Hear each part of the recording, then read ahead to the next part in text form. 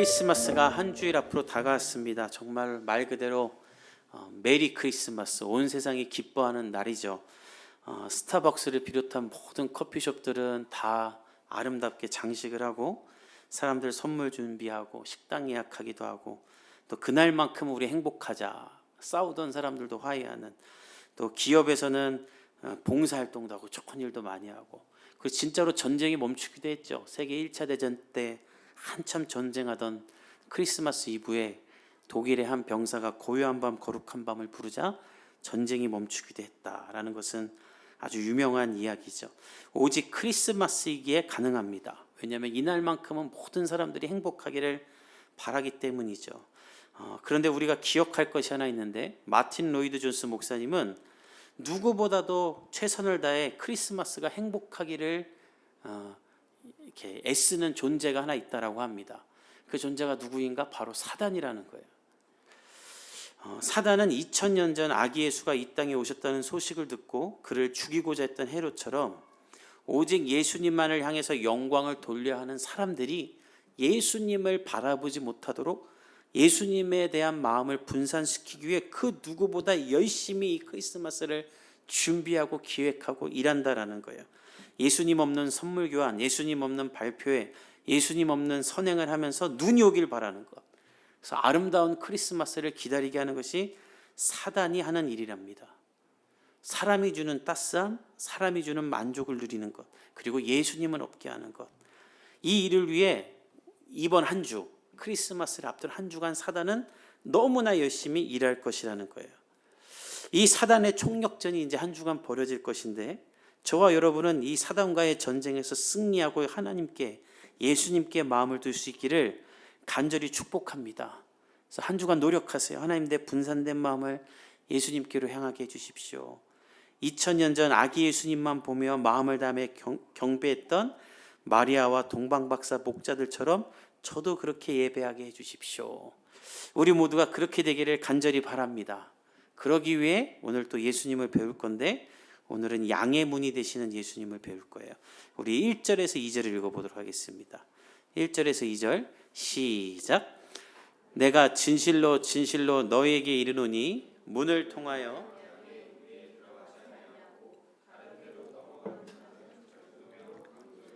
문으로 들어가는 양의 목자라. 예수님은 양의 우리로 들어갈 때 문으로 들어가지 않고 다른 곳으로 들어가는 사람들은 다 강도다. 그렇죠? 문으로 안 다니고 담 넘어 다니고 창문으로 넘어가는 사람들은 강도죠. 그러면서 목자는 오직 문으로만 들어간다, 이런 말을 하세요. 왜 이런 말을 하는지는 우리가 요한복음 9장을 봐야 아는데, 이 요한복음 9장의 시작은 어떻게 시작되냐면 날 때부터 맹인된 자가 나옵니다. 날 때부터 맹인된 자, 이 사람이 굉장히 유명한 사람이었어요, 그 동네에. 왜냐하면 이 맹인을 두고 종교 지도자들이 맨날 토론을 했어요. 야, 이 날 때부터 맹인된 자 앞에다 두고, 야, 왜 날 때부터 하나님은 이 사람을 맹인으로 만들었을까? 사랑의 하나님, 우리를 돌보는 하나님, 우리를 지키는 하나님, 머리털 하나까지 세시는 하나님이 이 사람을 왜 날 때부터 맹인으로 만들었을까? 그러면서 토론을 하는 거예요. 그리고 결론 뭐였는가? 아마도 이 사람의 조상 중에 큰 죄를 지은 사람이 있어서 이 사람은 날 때부터 이렇게 태어났을 것이다. 그리고 돕겠다는 마음, 긍휼한 마음 하나도 없고, 이 사람 집안이 죄인 집안이야, 이렇게 막 비하하면서, 날 때부터 높은 신분으로 태어난 우리 집안은 하나님 앞에 많은 공을 세우고 깨끗했던 집안이야, 이렇게 말하고 다녔던 거예요. 그러니까 제자들도 이 맹인을 보고 헷갈렸던 거예요. 이 사람들 말이 맞나? 그래서 예수님한테 물어봐요. 예수님, 정말 이 사람 날 때부터 맹인된 게 부모의 죄 때문입니까? 근데 그때 예수님이 무슨 말 하냐면, 누구의 죄도 아니다. 죄가 있어서 그렇게 태어난 것이 아니라 그를 통해 하고자 하는 하나님의 계획이 있기 때문이다 하고 그 사람의 눈을 뜨게 만들어요. 그러니까 난리가 난 거예요. 날 때부터 맹인된 사람, 우리가 수십 년을 보았던 사람이 눈이 떠졌어요. 또 예수님은 새로운 해석을 만드셨어요. 누구의 죄도 아니고 그를 통해 오히려 맹인이 저주인 줄 아는데 맹인은 하나님의 계획 가운데 있었던 사람이다라고 말을 하셨어요. 그리고 눈이 떠지는 것은 예수님의 하나님의 아들이 된 것이 증명되는 순간이었어요. 그러자 바리새인들은 위협을 느낍니다. 이 놀라운 기적과 가르침 앞에 바리새인들은 왜 위협을 느끼냐면, 예수님이 행한 이 일로 말미암아 우리가 그동안 가르쳐졌던 것들이 다 가짜고 거짓이던 것으로 드러나기 때문이에요. 그래서 이들은 예수를 처형해야 된다라는 꼬투리를 잡으려고 봤더니 그날이 안식일이었어요.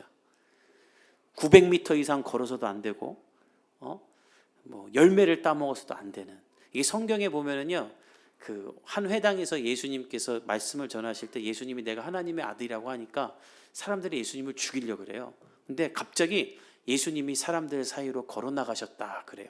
왜 그러냐면 그 회당에서 사람들이 예수님을 죽이려고 낭떠러지로 이렇게 밀거든요. 주일 안식일에. 근데 실제로 가서 그 거리를 재면 1.4km래요. 예수님을 낭떠러지로 밀려고 막 밀고 가는데 900m를 걸은 거야. 그래서 자기들은 얼음땡이야, 못 걸었다. 근데 예수님은 안식일에 구애받지 않으니까 너희는 더 못 걷냐? 그 사이로 슉 지나가신 거예요. 그러니까 이런 사람들인데 안식일에 눈을 뜨게 하니 안식일에 의술을 펼쳤네. 이거는 모세의 율법을 어긴 사람이네 하고 죽이려고 하는 거예요. 그리고 이 맹인은 출교를 시키려고 그래요. 유대 사회에서 완전히 박탈시켜버리는. 그래서 아무것도 살 수도 장사도 살 수 없게 만들려고 하는 거예요. 그걸 보시고 예수님이 뭐라고 하셨냐면, 야, 도대체 누가 진짜 맹인이냐? 앞이 안 보이는 사람이 맹인이 아니라 저 바리새인들이 맹인이다. 하나님이 하는 일을 보고도 깨닫지 못하는 저 사람들, 모세가 율법과 말씀을 통해 말하고 있는 내가 그 모든 것을 증명하고 있는데도, 보고도 있는데도 깨닫지 못하는 저 사람들이 맹인이다. 그리고 저 맹인들이 너희를 인도한다. 저들은 도둑이다라는 말을 오늘 하는 거예요. 저들은 너희들의 우리에 들어가서 너희들을 올바르게 가르치는 사람들이 아니라, 하나님의 말씀을 통해 들어가 가르치는 사람이 아니라 자신들이 만든 율법과 전통을 가지고 너희들에게 강도짓을 하는 자들이다라는 말을 예수님이 오늘 하는 거예요. 실제로 이 사람들은 하나님의 성전을 강도의 소굴로 만들었죠. 사람들이 예배를 드리러 와요. 그럼 헌금을 할 거잖아요. 근데 이때 로마 식민지에 살고 있으니까 다 로마 화폐를 쓰는데, 야, 우리는 유대교인데 왜 로마 화폐를 내냐? 하나님께 드리는 동전으로 내야지 해갖고 헌금함 옆에 환전소를 만들어놨어요. 그래서 환전을 해야 돼, 헌금을 내려면. 그러니까 여러분들이 한국 돈 갖고 왔는데 제가 여기다가 우리 교회는 국제적인 교회니까 달러나 유로로 받겠습니다 하고 환전을 하는 거예요. 근데 그러면서 수수료를 받았어요. 엄청 세게.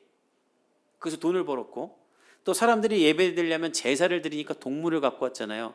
가난하면 비둘기도 갖고 오고, 좀 부자면 양이나 소 갖고 오고. 근데 사람들이 성전에 오려고 양을 데리고 오면 양이 오다가 흙도 좀 묻고 상처도 좀 나고 털도 좀 빠질 거 아닙니까? 그럼 그걸 딱 보고 어디서 하나님 앞에 이렇게 흠 있는 양을 갖고 와서 예배를 드리냐고. 이건 안 된다고. 그리고 저기 성전 옆에다가 양을 파는 걸 만들어놨어요. 저기서 사라고. 근데 문헌에 보면 비둘기가 시중가보다 70배가 비쌌다는 거예요. 그러니까 사람들이 예배 드리려면 70배 비싼 비둘기, 하나님이 비둘기 드려도 된다고 하는 건 정말 가난한 사람은 비둘기라도 드려라는 건데 그걸 70배 비싸게 팔았어. 그러니까 이게 강도들이죠. 그래서 성경에 보면 예수님이 성전에서 다 뒤집어 엎으면서 성전이 강도의 소굴이 됐다고 했던 게 그 이유예요. 이 사람들은, 유대 종교 지도자들, 특히 바리새인들은 사람들의 열심스러운 종교성을 이용해서 이득을 취했고, 로마의 정치적 기득권도 누렸고, 하나님의 말씀을 내 마음대로 해석하면서 높임을 받고 높은 곳에 있었습니다. 그러면서 백성들에 대한 관심은 하나도 없었어요. 우리 교회 예배 드려오는 사람들에 대한 관심은 하나도 없었어요. 성경에 있지도 않는 전통과 율법을 만들어 그대로 해야지만 구원을 얻을 수 있다고만 말하며 돈을 뜯어냈어요. 말 그대로 신천지와 같은 제2의 메시아 같은 강도들이었어요. 그래서 백성들은 너무 힘들었어요. 나라는 너무 많이 빼앗겼지. 그래서 식민지 지배를 받지. 위로받고 싶어서 교회 가는데 교회는 더 강도야, 로마보다. 그러니까 어디서 위로를 얻겠어요? 그때 예수님이 나타나 말하는 거예요. 수고하고 무거운 짐짐자들아 다 내게로 오라. 내가 너희를 쉬게 하리라. 나는 저 강도들과 다르다. 나는 너희들의 목자다. 나는 너희를 하나님 아버지께로 나아가는 구원의 문이다라고 말씀하시는 거예요. 그러면서 예수님이 어떤 말을 하는가? 우리 3절에서 5절을 한번 읽어봅시다. 시작. 문지기는 그를 위하여 문을 열고 양은 그의 음성을 듣나니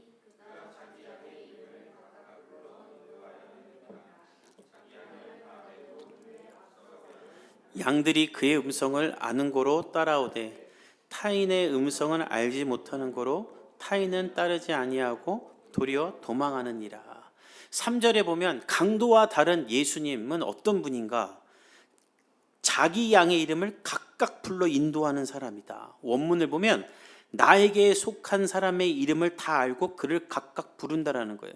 그러니까 예수님이 강도들과 다른 이유는 무엇인가? 강도들은 헌금은 뜯어내고 막 내 앞에 엎드리라고 하면서 그 사람 이름도 몰라요. 관심도 몰라요. 기도 제목도 몰라요. 알고 싶지도 몰라요. 그냥 우리 교회 커져야 되니까 와야 되는 사람이고 헌금 내야 될 사람이고 나한테 맛있는 거 사줘야 사람 늘어났으면 좋겠다 이 생각밖에 없는 거예요. 이용할 생각밖에 없어요. 기도도 안 해줘요. 우리 교회가 좋은 이유는 제가 여러분들의 이름을 매주 부르며 기도하고 있는 것인 줄 믿습니다. 이게 작은 교회의 좋은 점이에요. 근데 여러분, 이런 강도 같은 인간이 우리 인생에 얼마나 많습니까? 저도 인생을 돌아보면 이 예수님이 말하면 도둑 같은 사람들이 제 주변에 참 많았어요. 그 중에 안타깝지만 목사도 있고 신학교 동기도 있고 장로님도 있고 뭐 세상 사람들은 허다했죠. 그 사람들은 하나같이 제가 필요하다고 했고 제 도움이 필요하다고 했고 심지어 네가 하고 있는 그 사역을 우리가 더 크게 만들겠다고 말하는 사람들도 있었어요. 그리고 항상 함께 하자고 했습니다. 그러니까 어릴 때는 그런 말 들으니까 기분 좋아서 이용해 먹으려고 하는지 모르고 같이 하기도 했어요. 근데 돌아보면 저의 능력과 헌신이 필요해서 저에게 했던 것이지 저에 대한 관심은 하나도 없었던 사람들인 거예요. 그냥 저를 통해 자신들의 뜻을 이루려는, 전혀 제 인생을 책임지려 하지 않았고 궁금해하지도 않았고 저를 이용하고자 대명분 그리고 하나님 일이야 이러면서, 아마 그 사람들은 저를 통해 많은 일을 했지만 저를 위해서는 단 1분도 기도한 적이 없는 사람들이었을 것입니다. 아마 여러분 주변에도 이런 사람이 많을 거예요. 그런데 우리 예수님은 그런 분이 아니라는 거예요.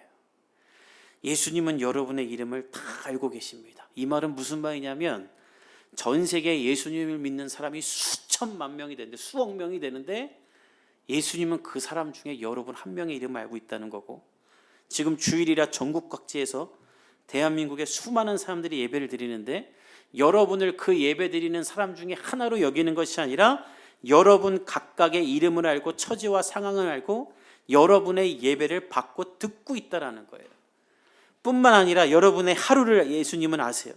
여러분이 누구를 만났고 어디를 갔었고 얼마나 힘든 삶을 살고 고단했는지, 어떤 억울한 일고 화나는 일이 있는지도 다 알고 있는, 절대 여러분을 무리 하나로 여기지 않고 어떤 조직원 중에 하나로 여기지 않고 여러분의 한 사람 이름을 알고 신음소리를 알고 계시는 여러분의 목자라는 거예요. 이 목자 되신 예수님을 여러분 만날 수 있기를 간절히 축복합니다. 무엇을 얻어내려고 사랑하는 것이 아니라 죽기까지 그냥 사랑한 거예요. 여러분을 구원하기 위해. 그 예수님이 우리에게 말하는 거예요. 수고하고 무거운 짐을 내게로 갖고 와라. 마치 무거운 가방을 아이가 들고 가면 그걸 대신 들어주는 엄마처럼, 야, 너 짐 내가 들어줄게, 나에게 오라, 이렇게 말씀하시는 너무나 좋은 목자 되신 분이 우리 예수님이라는 거예요. 여러분, 이 예수님이 여러분의 목자 되시는 줄 믿습니다. 그런데 너무나 중요한 거는 우리가, 예수님은 그렇게 우리의 목자가 되고 있는데 나는 그 예수님을 목자로 여기냐는 거예요. 오늘 본문에 보면 예수님이 이런 말씀하세요. 양들은 목자의 음성을 알면서 따라온다. 그들은 다른 사람의 음성은 듣지 않고 도망가지만 양들은 자기 목자만 따라간다는 말을 해요. 이 성경 구절을 가지고 실험을 한 영상들이 유튜브에 많아요. 한번 집에 가서 셰퍼드 보이스라고 한번 쳐보세요. 그러면 이 성경 구절을 실험한 게 있어요. 목자들이, 진짜 이스라엘의 목자들이 양들을 불러요. 그럼 오나 안 오나? 그래서 어떤 영상은 목자가 아닌 다른 사람들이 양들을 막 불러요. 양 부르는 소리를. 그럼 진짜로 안 와요. 근데 목자가 와서 에 하면 양들이 와요. 그리고 한번 어떤 실험이 있냐면 목자가 여행객 복장을 한 거예요. 양복 입고 그 백팩 메고 양들을 불러요. 근데 보면 양이 없고요. 안개 뒤에서 있나 봐요. 안 보이는데 그 목자가 부르면 양들이 안개 뒤에서 그냥 풀 뚫다 말고 막 달려와요. 소리를 내면서. 정말 신기할 정도예요. 양들은 자기 목자를 알고 목자도 양들을 알고 서로가 알고 서로를 따르고 지키고 따라간다라는 거예요. 나를 지키고 인도하고 보호하고 나를 살게 하는 목자의 음성을 알고 양들도 따라간다는 거죠. 문제는 양인 우리는 우리의 목자 되신 예수님의 음성을 알고 그분을 듣고 따라가고 있냐는 거예요. 여러분들은 예수님의 음성을 들으며 따라가고 있습니까? 아니면 혹시 담 넘어 들어오는 강도의 음성에 더 듣고 있지는 않습니까? 어떤 사람들은 이렇게 말하면 예수님의 음성이 들려야 듣죠, 이렇게 말하는 사람들이 있어요. 근데 여러분, 예수님의 음성이 들리지 않는 것이 아니라 여러분이 예수님의 목소리를 모르는 거예요. 예수님이 나에게 말을 안 하는 게 아니라 내가 예수님의 목소리를 몰라 지나치는 거예요. 제가 지난번에도 한번 얘기했지만 우리 교회 개척하고 몇 달 안 됐을 때 교회에 있는데 자꾸 후진하는 소리가 나요. 띠리리리리리리리. 그래서 제가 어디서 이렇게 트럭 후진하는 소리가 나나. 그래서 옆에 목공소에서 나는 건 줄 알고 계속 무시했는데 알고 봤더니 우리 교회 전화벨 소리였어요. 전화벨이 안 울리니까 그게 우리 교회 전화벨인지 몰랐던 거예요. 그래가지고 이게 우리 교회 전화벨이구나 하고 또 울리기를 받았더니 저를 잘 아는 장로님이 개척했다라는 걸 알고 헌금하려고 계속 전화를 했는데 저는 그걸 안 받고 있었던 거예요. 어디서 트럭이 후진하고 있나 이러고만. 여러분, 예수님은 우리에게 매일매일 수도 없이 말하고 계십니다. 여러분의 이름을 알고 여러분의 상황을 알고 여러분에게 하고 싶은 말이 있어요. 근데 문제는 내가 그것이 예수님의 음성인지를 모르고 안 듣고 있는 거예요. 예수님의 제자들도 그랬어요. 우리 6절을 한번 읽어봅시다. 시작. 예수께서 이 비유로 그들에게 말씀하셨으나 그들은, 예수님은 제자들이 자신의 이야기를 잘 이해하도록 비유로 설명하는데 제자들은 그대로 못 알아들어요. 예수님이 비유로 설명한 건 쉽게 말하려고 한 거예요. 우리는 이게 다른 문화권이니까 비유도 어렵지만 이 사람들은 자신의 문화권이기 때문에 예수님이 굉장히 쉽게 말하려고 비유로 말하는데 그래도 못 알아들어요. 그래서 성경에 보면 오늘 본문처럼 제자들은 알아듣지 못했다라는 말이 정말 많이 나와요. 근데 왜 못 알아들었는가? 예수님이 그렇게 쉽게 얘기를 하는데도 내가 듣고 싶은 말이 아니니까 예수님 말이 안 들리는 거예요. 이해가 안 되는 거예요. 그들의 관심과 목표는 예수님이 왕이 될 때 그 옆에 앉는 거였어요. 예수님이 로마를 물리치고 이스라엘의 왕이 되면 그 옆에 영의정 좌의정하고 싶었는데 예수님이 맨날 낮은 자가 되라, 섬기는 자가 되라, 나도 죽을 거다, 어린아이처럼 내려가니까 이게 못 알아듣겠는 거예요. 이게 무슨 소리인가? 마치 이어폰을 끼고 있으면 다른 소리가 안 들리는 것처럼 내 확고한 생각, 내가 세운 계획과 비전, 내 꿈이 있으니 예수님의 음성이 안 들렸던 거예요. 그래서 예수님이 십자가에 못 박혀 죽으실 때 다 도망간 거죠. 오늘 6절을 보세요. 비유로 말씀하시나 무슨 말씀인지 알지 못한다. 내 생각이 가득 차서 들리지가 않는 거예요. 우리처럼. 그래서 예수님은 이런 제자들에게 다시 설명을 합니다. 우리 7절에서 10절을 읽어봅시다. 시작. 그러므로 예수께서 다시 이르시되 내가 진실로 진실로 너희에게 말하노니 나는 양의 문이라. 나보다 먼저 온 자는 다 절도요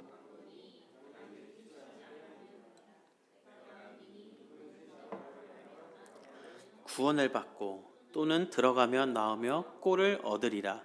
도둑이 오는 것은 도둑질하고 죽이고 멸망시키려는 것뿐이요 내가 온 것은 양으로 생명을 얻게 하고 더 풍성히 얻게 하려는 것이라. 7절하고 10절 보면 정말 앞에랑 다 똑같이 말하세요. 제자들이 못 알아들으니까. 그래서 예수님이 내가 진실로 진실로 말한다. 이것은 나의 모든 신적인 권위를 가지고 말한다라는 말이에요. 나는 양의 문이다. 너희의 문이다. 너희가 나를 통해 살아야 된다. 내가 아닌 나보다 먼저 온 자는 다 절도고 강도다. 그들이 하는 말들, 그들이 가르치는 것들은 하나님의 말씀과 상관없이 그들이 만든 너희를 죽이고 멸망시키려는 것이다. 내가 문이니 나를 통해 살아라. 나로 말미암아 들어가면 구원을 얻고 꼴을 얻는다. 도둑은 너희를 도둑질하고 너희 것을 뺏고 멸망시키려 하지만 나는 너희를 더 얻게 한다. 생명을 얻게 하고 풍성히 얻게 하려고 한다. 그러니 나를 따르라는 거예요. 오늘 이 주일을 맞아 저와 여러분이 예수님을 따르기로 결단하기를 간절히 축복합니다. 예수님은 말씀하세요. 나를 따르라. 내가 문이니 나로 출입하며 살아라. 나로 말미암아 들어가면 구원을 받고 나오며 꼴을 얻는다. 생명을 얻게 한다. 이 예수님을 따르기로 결단하는 복음의 교회 성도가 되기를 간절히 축복합니다. 그러기 위해서 우리가 딱 하나 결단해야 돼요. 바로 자기를 부인하는 겁니다. 자기 부인. 자기 부인은 무엇인가? 내 인생을 내 마음대로 결정하며 살지 않고 내 결정권을 예수님께 드리며 예수님을 따라 살겠다고 말하는 거예요. 내 몸이니까 내 마음대로 살겠습니다라고 말하지 않는 거예요. 최근에 저희 집 5살짜리 딸 여원이가 어디서 배웠는지 이런 말을 많이 해요. 내 몸이니까 내 마음대로 할 거야. 엄청 위험한 짓 하고 난 다음에 내 몸이니까 내 마음대로 할 거야. 안 된다고. 아니, 내 몸이니까 내 마음대로 할 거야. 어떤 놈이 그걸 가르쳤는지 집에 와서 맨날 내 몸이니까 내 마음대로 할까 하면서 TV 보겠다 그래요. 여러분, 부모가 듣기에 그거보다 세상 위험한 말이 어디 있습니까? 여러분, 하나님이 보기에 가장 위험한 사람이 누군지 아세요? 하나님, 제 인생이니까 제 마음대로 살겠습니다. 하나님 듣기에 가장 위험한 말이에요. 한 치 앞도 내다볼 수 없는 인생을 살면서 내 마음대로 살겠다. 1시간 뒤에 무슨 일이 일어날지 모르는데 내 결정, 내 판단대로 살겠다. 강도와 같이 나를 이용하려는 사람들이 넘쳐나는 우는 사자와 같이 나를 삼키려는 사단이 판을 치는 이 시대에 내가 결정해서 살겠다? 여러분, 그 인생은 결코 행복할 수 없어요. 예수님은 오늘 우리에게 축복과 생명과 풍성함을 보장하며 말합니다. 나로 출입하며 살아라. 그 어느 때보다 자아가 중시되는 이 시대에 자기 부인이란 말은 아마 미친 소리일 겁니다. 낙태고 마약이고 동성애고 내 몸이니까 내 맘대로 살겠다고 판을 치는 이 시대 가운데 자기 결정권을 포기하라는 말은 너무나 멍청하고 수동적이고 제약적이고 숨이 막히는 말이죠. 근데 여러분, 예수님이 자기를 부인하라고 하는 말의 전제가 뭔지 아세요? 나를 따르려거든. 나와 함께 살려면, 하나님의 아들 메시아인 나와 동행하려면 부인하라는 거예요. 이 말은 무슨 말이냐면 너보다 너를 더 잘 알고 있고 너의 인생을 붙잡고 있고 너에게 더 큰 기쁨을 주는, 마치 나와 함께하면 어디서든지 든든할 수 있는 나와 함께 살기 위해 부인하라라는 거예요. 제가 지난주에 다른 교회에 새벽 예배를 2번 설교했습니다. 4시에 일어나서, 먼 곳이라 새벽 4시에 일어나서 5시에 나갔는데 2번 그렇게 하는데 여원이가 하룻밤 지나니까 자기가 따라가겠다는 거예요. 그래서 제가 캄캄한 밤에 잠도 못 자고 힘들게 멀리 가야 된다. 그리고 거기서 예배드리면 우리 교회처럼 이모도 없고 너랑 놀아줄 사람도 없고 아빠는 나가서 설교해야 되는데 너 혼자 앉아 있어야 돼. 근데 따라갈 거야 했더니 따라간대요. 그래서 왜 따라가냐 했더니 아빠가 좋고 아빠랑 가는 것도 좋거든. 아빠랑 있으면 되거든. 여러분, 예수님이랑 있으면 그냥 좋은 거예요. 여러분, 한번 해보세요. 내 뜻대로 살지 말고 예수님 뜻대로 살아보세요. 야, 그게 이렇게 좋은 거구나. 예수님은 지친 우리에게 안식을 주고 나를 온전하게 하고 내 불안과 미래에 대한 염려를 버리게 하며 나로 하여금 믿음의 삶을 살게 하시는 분입니다. 그 예수님이 너가 선택하지 말고 내가 선택하도록 나와 함께 살라라는 거예요. 그게 예수 믿는 삶입니다.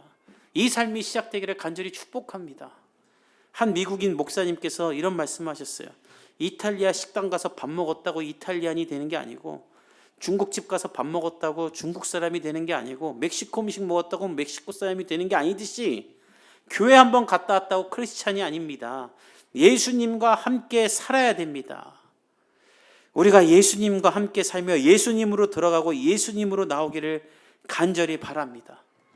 여러분을 위해 단 1분도 기도해 주지 않는 사람의 말을 들으며 그와 함께 결정하지 말고 예수님과 사세요. 그럼 어떻게 사는 게 예수님과 사는가? 일상을 주님께 드리는 거예요.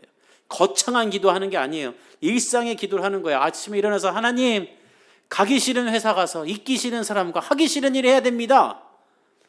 이게 가장 위대한 기도인 거예요. 하나님, 저 애 키우기 너무 힘듭니다. 언제까지 이렇게 뒤치다꺼야 됩니까? 애들도 지겹고 남편은 더 지겹고 또 사업하는 사람은 사업이 어렵습니다. 주님, 결혼하고 싶은데 어떻게 해야 됩니까? 나를 인도해 주십시오. 이게 예수님이 여러분에게 원하는 가장 위대한 기도고 우리가 해야 될 기도인 거예요. 열방을 주십시오. 이런 쓰잘데기 없는 기도 하지 말고, 쓰잘데기 없는 기도는 아니지. 너무나 좋은 기도지. 그러나 정말 여러분의 지극히 일상적이고 평범한 기도를 먼저 예수님께 하세요. 그거 예수님이 원하는 거예요.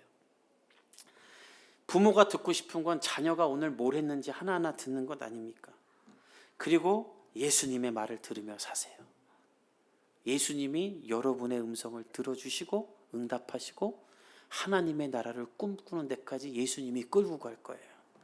아무리 좋은 말이고 좋은 정보여도 듣지 마십시오. 예수님으로 확인하고 들으세요.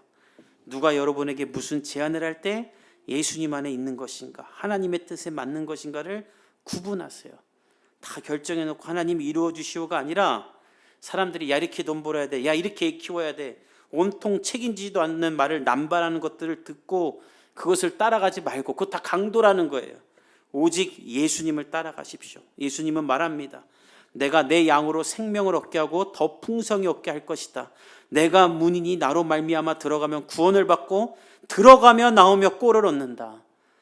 이 좋으신 예수님으로 살아가는 복음의 성도들이 되기를 간절히 축복합니다. 인 앤 아웃, 들어가나 나오나 꼴을 얻는다. 미국의 햄버거가 이거 갖고 이름 지은 거예요.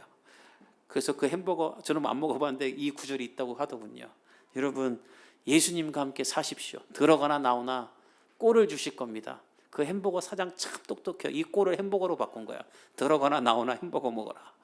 그러면 들어가나 나오나 예수님의 말씀으로 살며 승리하기를 간절히 축복합니다. 이제 크리스마스 한 주 남았어요. 주님과 함께 사는 양의 문이 되시는 그 주님으로 들어가고 나오는 우리가 되기를 간절히 바랍니다.